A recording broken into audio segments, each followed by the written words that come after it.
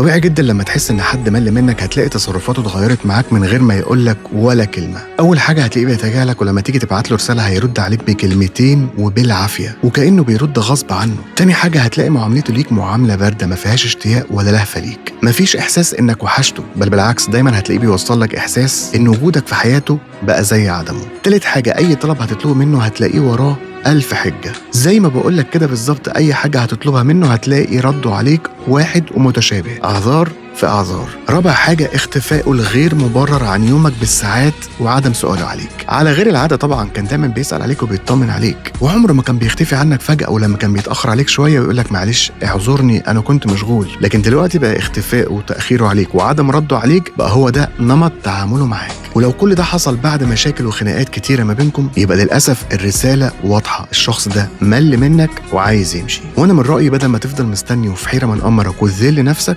افتح له الباب وخليه يمشي، وخد بعضك انت كمان وامشي بكرامتك أحسن. واوعى تمسك في حد مش عايزك أو بيتصنع لك الأعذار علشان ما يكونش موجود في يومك أو في حياتك.